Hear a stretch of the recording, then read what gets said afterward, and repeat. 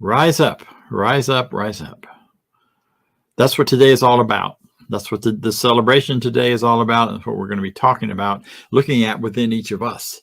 Reveal, release, and rise. Reveal, release, and rise. You know, the song of the universe, the dance of the universe, may be many things, but one thing it is for sure, it's a waltz. Not a foxtrot, you know, not a polka, not the bunny hop, but a waltz. Release and rise. It starts with recognize, release, and rise. Recognize, release, and rise. You know that a waltz can be slow or it can be very fast, and it moves almost like a polka, but it's still a waltz. The whole of consciousness seems to be made of this waltz. It's created out of it. We start with a good idea, and then we have the idea opposing it. And then we have the synthesis of the two ideas that come together for yet another idea, which is probably greater than the sum of the other two. So that we're constantly doing this rise up, this dance of recognize, release, and rise. Recognize, release, and rise. And today we're going to talk about all of those, because all of that is pushed forward. It's pressed into our livingness and built into who we are by this infinite power that has created all that is, including each of us, and that still creates and moves through, in, and as each of us as we live, move, and have our being within it. You all know the feeling of having worked hard for something and for years, perhaps, getting over ideas, struggling with conflicts or what seemed to be things working against you, and you finally get there. You have the home you always wanted, you have the space you always wanted, the relationship you always wanted, and everything is so beautiful and wonderful until it's not. Until, we just can't seem to stay there, because there's something in us that is infinite and forever. And that infinite power within us is pushing for more, greater good, greater expression, greater experience. And it pushes from within to without. And part of how that works is that as this nudge, this urge, this push, as you finally get what you feel like is good and right, and you start celebrating that light, that goodness, that power, then those things within you, which still aren't quite as healthy and perfect and good as they could be, start to show up. You have greater light within yourself. It shines more light and onto those shadow places and into those shadow spaces that need yet to be healed. And so then starts the next step of the dance all over again. Recognizing what needs to be healed, releasing it, allowing it to be healed, and then rising up to the next level. Life is like that. It's never finished, because we're never finished. No matter how long or short our lives are on this planet, they are forever in the world and in the consciousness of the universe. So this is Easter. We're celebrating Easter, and one of the things talks I often give, I'm not today as much, is that you can't have Easter without Good Friday. It makes no sense otherwise.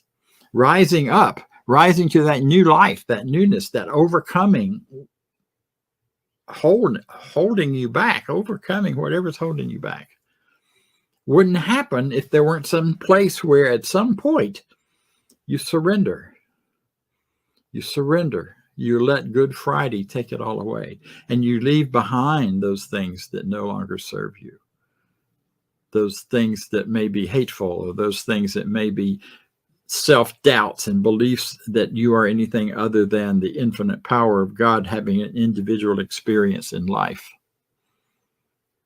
So we're going to talk a little more about this dance. We say the first step, the first part of it is in recognition, recognizing the truth within you. When we recognize, Walter Starkey says it this way, and I love the quote. He says, in order to eliminate duality, we have to consciously see ourselves as being simultaneously both human and divine, or divine and human. In other words, we recognize within us there's a divinity, there's a divine power seen most clearly in our love and our loving. So that as we love, we bring to light greater truth, and then we begin to have greater joy. So there's that's another dance. It's the love, light, joy, love, light, joy. And as that happens, as I said, once you shine light on something, it reveals what's there. And there may be, along mixed in with that divinity, some human experiences or some training, some experiences that are less human, you might say. Experiences that are more about fear and doubt, beliefs in separation, whole sets of beliefs and ideas that would lead us to think we live in a world of duality, that leads us toward that idea that there are two powers, a good and a bad, working against each other. And yet in this teaching, we know from practice, we know from study, we know from scientific digging into it, that there can only be one power in an infinite universe. If there were two, it would collapse on itself and cease to be. So there's only one, and it is in the constant revealing of the goodness of that one that we have these appearances of what seem to be struggles, where we seem to be separated from life, or separated from our good, or separated from those things which would seem to be to our greater good. And when we recognize that, we recognize that those things that seem to be in the way, like old beliefs or intense feelings based on old belief, you know, the belief that somehow we're not good enough, or the belief that you don't measure up to what someone else has done. My world back in the day was believing that I was too big, too clumsy, for a time too fat, never too skinny. Never had that one. Never had one where I thought I was not strong enough to do something.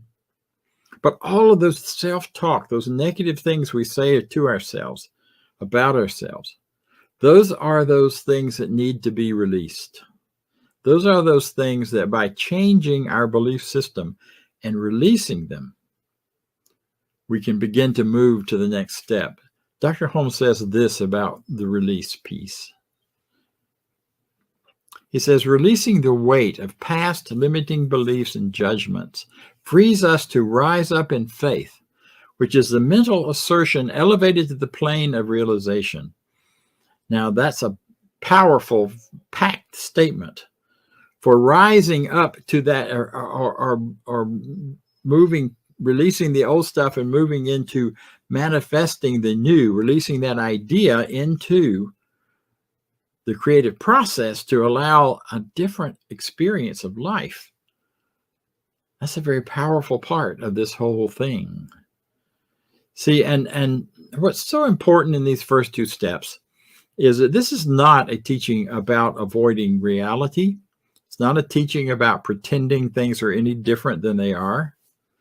When you're sad, when you're depressed, when you're scared, when you're feeling all of those things that we most often prefer not to, the key to releasing them is not to pretend they don't exist. It's not to go turn on a distracting TV show and ignore whatever's going on in you. It's not to come up with some platitude or phrase to pretend that what you're experiencing isn't real. Instead, it is to settle and to allow yourself to really be present with that negative experience, that experience of limitation, while at the same time holding clearly on to the knowing that you are also divine, that there is a power within you that knows better and does better and can bring you through this. And that power is manifested at that time in a kind of observer, that internal observer, and go, look, there's Bob being confused and goofy again. Can't get his words to come out this morning at times. Isn't that interesting? Now, I can pretend that doesn't happen and they're not real, and I can just avoid it in every way, shape, and form. However, if I want to transform it, then I really look at it. Ernest Holmes says in the textbook, the purpose of this teaching, one of the most important parts of it is to be able to look at any discordant fact and know better. We don't pretend they're not there. We look at them squarely until we see through them to a better idea, to a greater knowing, to a deeper sense. But it requires being fully present with who we are. See, because then, as you just saw on the screen, we have the ability to rise above it all. We have the ability to transcend, not rise as in pretend it's not there, but transcend it, previous experiences, and rise triumphant above them.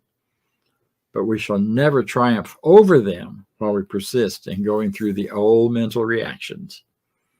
In other words, if the old reaction is still there, the mental equivalent, the mental belief is probably still there. But when they're done and they're not there anymore and you have transcended them, the old mental reactions just won't show up. The emotional reactions won't show up. I went through a period of time in my life some years ago where I was keenly aware of how much the belief and the idea and the feeling of victimization had been up front for me, based on earlier experiences and then the beliefs that I formed out of those experiences. And during that period, it was very not smart to walk up behind me and startle me, because my physiology and my mind would react just like that in a very powerful and negative way. And it wasn't until I kept looking at that and what it means and what I believed, until my greater idea that there's a God and a power and a light within me that is brighter and stronger than any previous victimization experience might be, that power has the power to triumph and override any kind of negative experience of victimhood. Once that began to take root by my constantly working with myself and my consciousness and my emotions and my feelings and my beliefs primarily, I began to rise out of that. And those reactions that I used to have aren't there anymore. It just doesn't happen anymore. And that's a delightful, wonderful thing. And if you have things in your past that have triggered these negative, heavy reactions about one thing or another, where perhaps you were hurt or victimized or did something where you feel guilty and ashamed. One of the dances that is not a pleasant dance is that blame, shame, regret, blame, shame, regret. And we go through that over and over again. And usually the person we're blaming the most is ourselves. Even if we project it out there on someone else, we're still blaming us. But through the power of this teaching, through the power of love, the power of life, we rise above all of that. We rise beyond it, and we don't pretend it's not there. We transform it so it really isn't an issue for us anymore. We find forgiveness. We find forgiveness for ourselves. That's one of the great practices of rising above, is that we fully forgive ourselves and others. It's a practice. It's a beautiful, beautiful practice. It doesn't say what happened to me is okay and it should be happening all the time. It just says it doesn't matter anymore. It no longer impacts or prevents or supports me from living in the moment, in the joy and the presence of life. We rise in truth. We rise in love. There's a great old gospel song. Love lifts me up. Lifts. I can't say it. Like I said, sometimes the words don't come. Isn't that interesting? Love lifts me up where we belong. It's a great song. And it's based not directly, but it's in the same idea world as what Emma Curtis Hopkins said, and that is that truth lifts us up where we belong. Because we belong in that higher consciousness. We belong in that world of recognition that love is all there is, that there's a unified oneness that moves through everyone, and that the power of life in me is the same power of life in you. Therefore, I love and honor and respect you, whoever you are, whatever you think. Yeah. I mean, that's where this hits the road, where the rubber hits the road. Is when we start to look at, how do I rise above? I rise above by loving, by loving, by loving. So that we begin to choose and think, as we choose creating the kind of life we want. We choose a life and create a life because of our belief systems and because of our choices, and because the universe is always saying yes to whatever we're choosing. We choose a life in which we experience more love. We experience more truth. One of my great desires from early childhood was to see, know, and experience as much of this world as I possibly could while I'm here. So for me, a great spiritual experience is simply deeply listening to, recognizing, and feeling that new thing that may be coming into my life, whatever it is. A new route to work I haven't driven before. Some new flowers blooming somewhere. A new building going up. Whatever the newness is, to me, is like a demonstration, an outward expression of the creative power of the world and creative power of humanity, the creative power that we all share and participate in. That's a pretty awesome view of life whenever you can live in that space and see it all the time.